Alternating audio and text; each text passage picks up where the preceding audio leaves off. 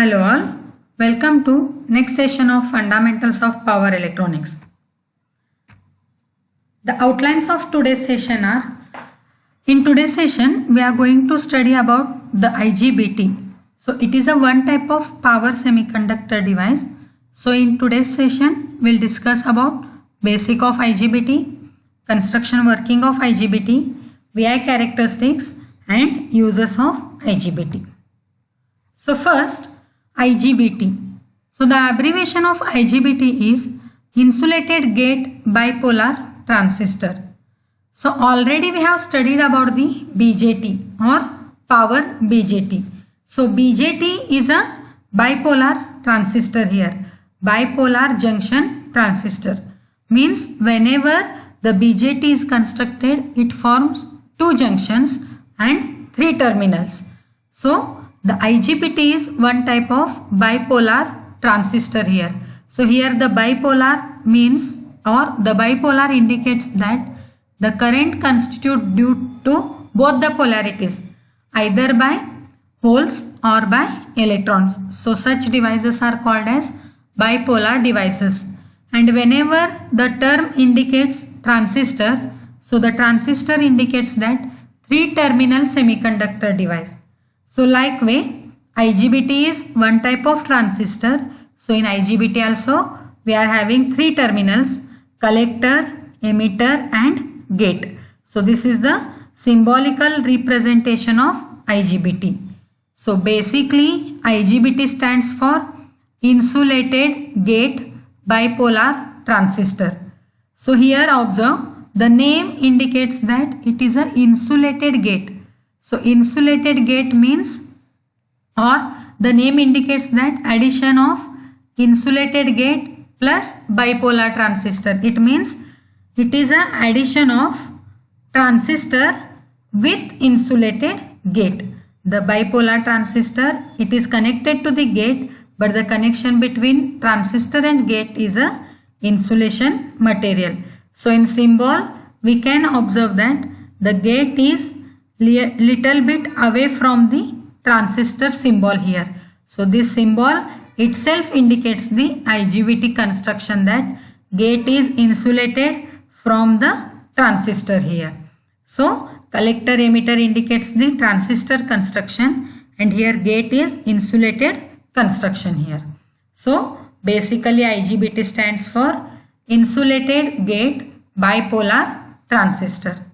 So first, the IGBT is a three-terminal power semiconductor device primarily used as an electronic switch. So already I have explained the meaning of electronic switch is. So normally in household applications we'll observe this switch which has the toggle switch, or by the switch we can operate manually. On and off operation can be done manually here. But electronic switch indicates what? There is no any movable contact. In our daily switch we'll have a movable contact, that it can be turned on and turned off manually. But in electronic switch there is no any movable contact, and it operates as a switch because when IGBT in a on condition, current flows through IGBT and it operates as a closed switch or on switch. And when IGBT is in off condition, there is a no flow of current, and that condition indicates that the open or off condition of a switch. So IGBT is a three-terminal power semiconductor device. So the terminals are collector, emitter and gate. So it is a semiconductor device. So semiconductor material behaves both the property, that is conducting property and insulating property. So when it behaves as a conducting material, it is used as closed or on switch, and when it behaves as a insulating material, then it is used as a open switch. So IGBT can be used as an electronic switch. Next, it is a best combination of MOSFET and BJT. So here BJT indicates bipolar transistor and MOSFET indicates, so this structure resembles the MOSFET. So MOSFET is a metal oxide semiconductor field effect transistor. So it indicates that there is a layer between gate and transistor terminal. So in symbol we can observe that collector and emitter, this part indicates, so this part indicates BJT structure and this part indicates the MOSFET structure here. So this is the best combination. IGBT, it is a best combination of MOSFET and BJT. And if we observe the operation of MOSFET and BJT, when BJTs are used for any power applications, then there is a low power loss, but BJT is required more time to turn off here. So it needs a higher time. And if we observe the operation of MOSFET, then MOSFET dissipates a heavy power, or there is a power loss during the operation of MOSFET, but they are suitable for high frequency switching operation. Means we can turn on and turn off the MOSFETs very quickly, but there is a power loss during the operation. And if we consider the BJT requires more time to switch, that is, it requires more time to turn on and turn off, but it has a low power losses. And if we consider both the semiconductor devices, there is a small drawback. In MOSFET, power loss is more, but it takes a less time to turn on and turn off. And in BJT, the power loss is low, but it requires more time to turn on and turn off. So to overcome these two drawbacks, there is a construction of new device called as a IGBT. Therefore, IGBT is a combination of MOSFET and BJT. That is, it has a low on-state power loss. So when IGBT is used for any particular application, the power loss of IGBT is low during the operation, and the turning on and turning off, that is the switching characteristics of IGBT, is very fast. So turn on and turn off can be achieved within a fraction of second here. So the drawbacks of MOSFET and BJT are overcome by constructing the IGBT here. So it is a combination of MOSFET and BJT. Next, the input side represents the MOSFET with a gate terminal. So in symbol we can see that here the symbolical representation, the gate represents the MOSFET construction and collector and emitter represents the BJT construction. So gate side is the input side, and collector emitter side is the output side. So collector emitter represents BJT output construction, and gate is a MOSFET resembles, which represents the input side. The collector and emitter are the conduction terminal and gate is the control terminal with which switching operation is controlled. So here, whenever IGBT is used for any particular operation, the entire operation of the IGBT is controlled by using the gate terminal, same as a SCR. So here gate is the control terminal and collector emitter terminal are the conduction terminal. So whatever the output current or output voltage is available for use, that is available from this collector to emitter terminal. But the operation of IGBT is totally controlled by using the gate terminal here. Next, it has high input impedance and it has low on-state power loss. So these are the main advantages of IGBT, which was overcome from the MOSFET and BJT. Next, structure of IGBT. So IGBT has vertical oriented structure in order to get maximum area for current flow. So this is the structural representation of IGBT, which has vertical orientation. And in IGBT construction we can observe that it has a 3 terminals: collector, emitter and gate. So as we observe in a symbol, the gate is insulated from collector and emitter. So same can be observed in a structure. So here this is a gate terminal. So this gate terminal is connected to this oriented structure, but here we can observe this black and white structure or this purple layer here we can observe. So this purple layer represents the silicon dioxide. So this silicon dioxide layer insulates the gate from this entire body. Therefore, whenever symbolically the IGBT is represented, the gate terminal is represented with the silicon layer, or there is a insulation layer here we can observe. And by the addition of this insulation layer, it forms the capacitor structure.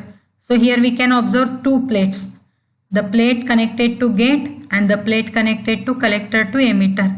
So this silicon dioxide layer forms the capacitor structure in between gate and IGBT body.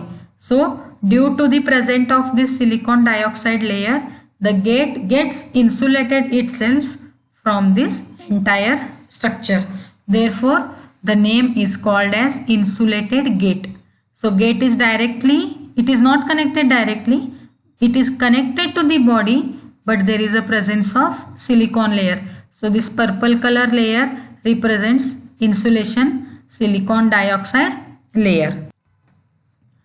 Here the silicon layer has a construction. So this black and white patch represents the metallic body, and to this metallic body the terminals are connected here. So same. Next, IGBT has three terminals attached to three different metal layers. So already in symbol I have explained that the IGBT has three layers, that is emitter, gate and collector. So these three terminals are connected to three layers of the IGBT body. So here we can observe this yellow color layer represents the P plus substrate. So this is a P plus layer, which is also called as injection layer. So during the working I'll explain the meaning of injection layer. So to this P plus layer the collector terminal is connected, and here we can observe that there is a small layer, it is called, this white layer is called as a metallic body. So this collector layer is connected to this P layer through this metallic body. Next, this is a drift layer, N minus substrate. Next, P layer, which is body of IGBT, and again N plus layer. So when these four layers are sandwiched together, again it forms a three junctions, J1, J2 and J3. So IGBT has three terminals. So terminals, the terminal connected to P substrate is a collector terminal. The terminal connected to N plus layer, so internal N plus layer, is called as a emitter, and this emitter terminal is connected to this N plus layer through this metallic body. And next, gate terminal, which is connected to the IGBT body, insulated connection, that is this silicon dioxide layer makes insulation between gate to IGBT layer, but this insulation layer forms the capacitor structure between gate and this body. Next, a metal layer of gate terminal is insulated from the semiconductors by a layer of silicon dioxide. So this gate terminal insulated from the body by this SiO2 layer, that is silicon dioxide layer. Next, the IGBT is constructed with four layers of semiconductors which are sandwiched together. So when four layers are sandwiched together, it forms three junctions, J1, J2 and J3 junction. The layer closer to collector is P plus substrate, above which the N minus layer is placed, and another P layer is kept closer to the emitter, and inside the P layer we have a N plus layers. So this is the structural representation of IGBT, and when these four layers are sandwiched together, it forms the three junctions, J1, J2 and J3 junctions.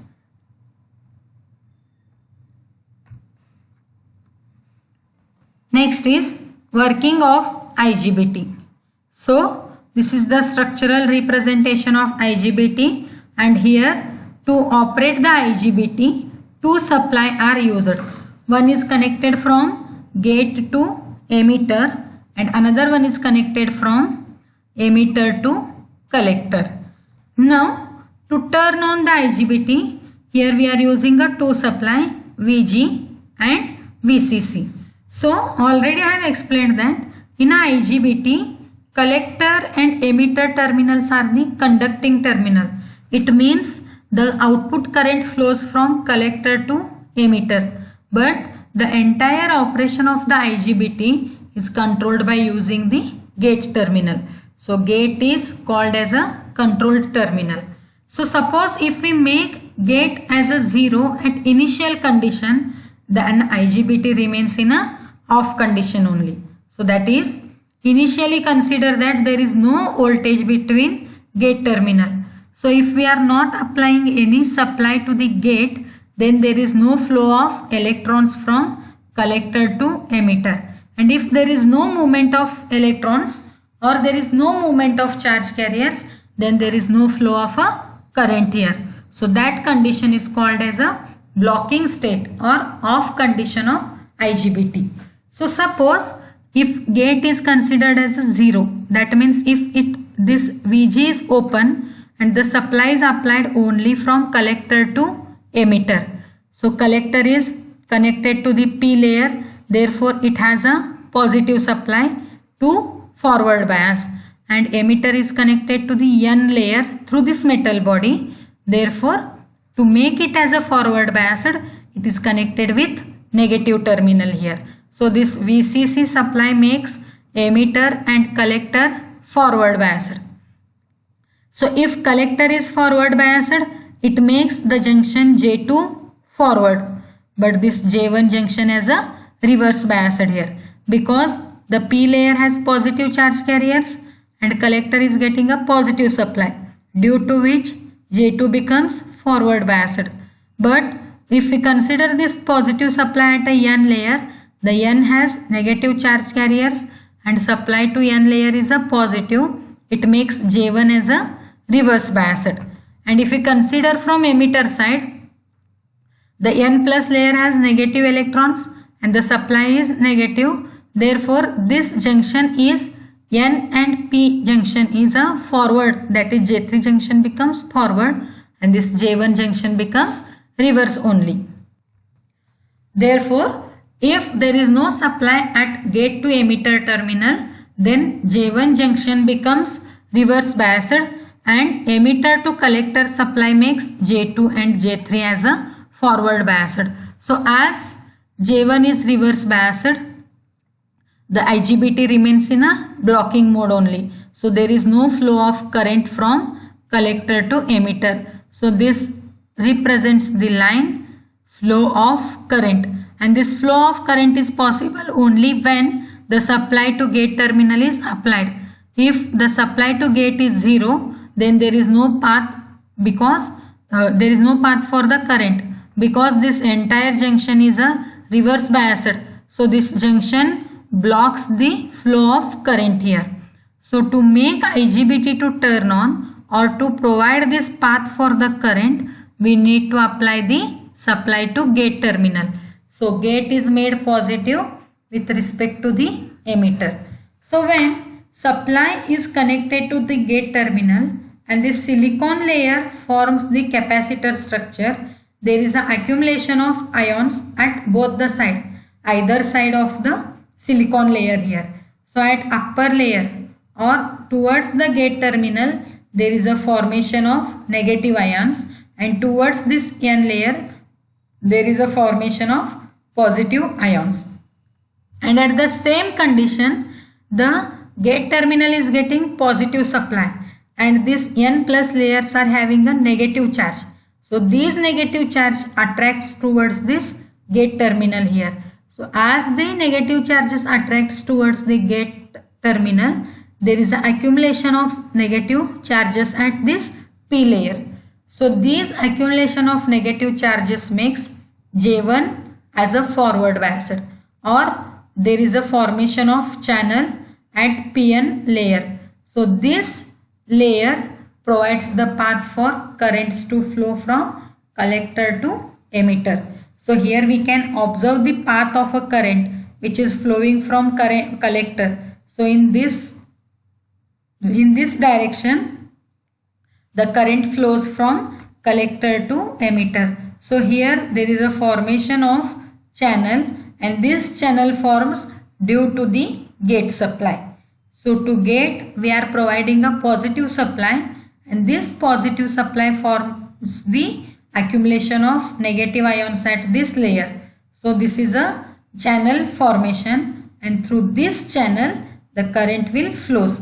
So as here we are connected the supply, due to this supply the holes are repelling because the holes have a positive charge.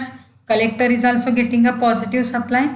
So same charge carriers gets repelled here, and due to the gate supply there is a formation of channel, and this channel provides the path for the current, and it indicates that IGBT starts conducting or IGBT turns on. So here the initially considered that there is no voltage applied to the gate terminal. At this stage the IGBT will be in a non-conductive state or in a off state. Consider a voltage source VG. So this VG connected positively to the gate terminal. So positive to gate terminal with respect to emitter. So positive to gate and negative to emitter. Next, consider other voltage source VCC. So this is the VCC which is connected across emitter and collector. So this VCC is connected from collector to emitter, where the positive is connected to the collector and negative is connected to the emitter. Now if we increase the applied gate voltage, so suppose if we increased this VG, then due to the capacitance effect on SiO2 layer, so when this silicon layer is present, this silicon layer forms the capacitance structure here. So if we increase the applied gate voltage, and due to the capacitance effect there is a capacitance effect on the silicon dioxide layer, the negative ions will get accumulated on the upper side. So due to which at upper side negative ions will accumulate, and at the lower side positive ions will accumulate. So this will cause the insertion of negative charge carriers in the P layer. So due to this accumulation of ions, there is a insertion of negative ions at a P layer, and this P layer forms the channel for the current. So once the channel gets constructed at this P layer, and if we increase the VCC, then current flows from collector to emitter through this channel. So the flow of current is represented. This is the path for the current which is flowing from collector terminal to the emitter terminal. Next is characteristics of IGBT. So IGBT characteristics are of two types. They are input characteristics and output. So first we'll study about input characteristics. So input characteristics is, it is a plot between VG and IC. So that is, VG is a gate voltage. The VG is gate voltage and IC is a collector current which is flowing from collector to emitter terminal. So when there is no voltage applied at a gate pin, the IGBT in off condition, and there is no flow of a current from collector to the emitter. So suppose if we make VG as a 0, if we are not applying VG, then there is no flow of current. That is, without VG, IGBT remains in off condition. Therefore, there is no flow of current. Therefore, current also remains as a 0. Therefore, curve starts from origin. So as VG increases, the IC increases.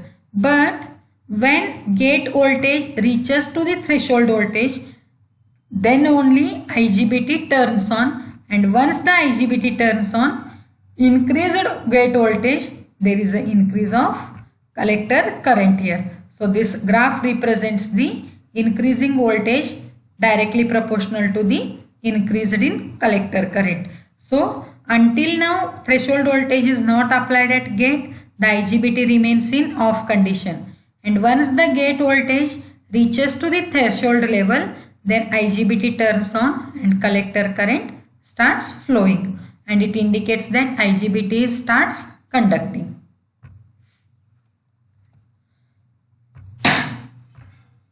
Next is output characteristics. So output characteristics of IGBT has three stages, that is cutoff region, active region and saturation region. So cutoff region represents off state. Output characteristics are plotted between VCE. So it is a voltage drop across collector to emitter, or it is the output voltage, and output current, that is current which is flowing from collector to emitter, that is IC. So output characteristics are the characteristics which are plot between output voltage VCE and output current IC. So IGBT output characteristics has a three regions. They are cutoff region. So cutoff region represents off state. So cutoff region is when gate voltage is 0. At initial condition, if we connect supply from collector to emitter, and if gate to emitter is kept 0, then there is no flow of a current, and this state is called as this region is called as cutoff region, because the device remains in a off state. So that is the cutoff region. But in graph there is a representation of a curve here. So this represents the flow of leakage current here. So due to the supply there is a formation of a leakage current here, which is practically possible, but which is theoretically possible, but for practical applications this leakage current is normally negligible.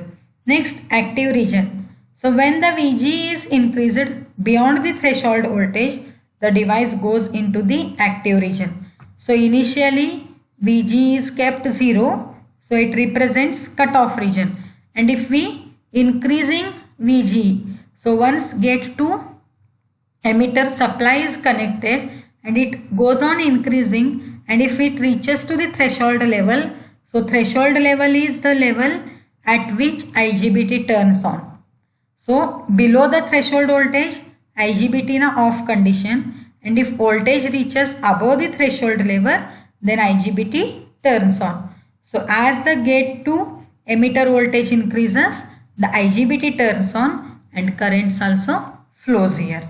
And after some time, even if we increase the supply voltage, there is no voltage drop, but there is a flow of current here.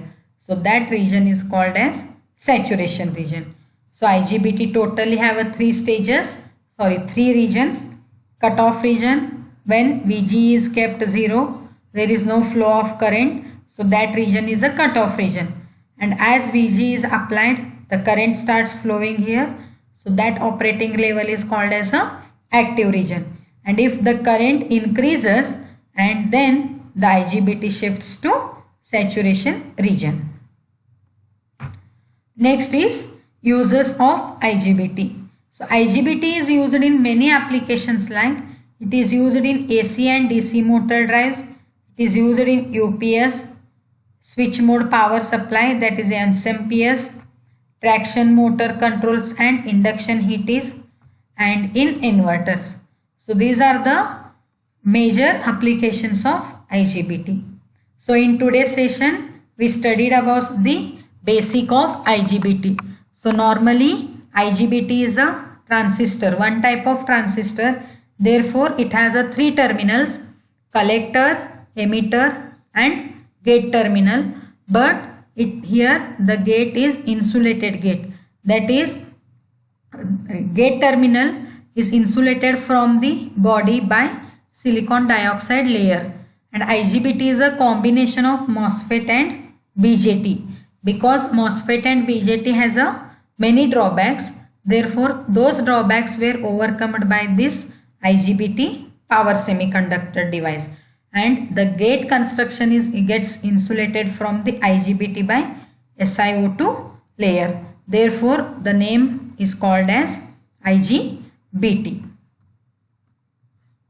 Thank you.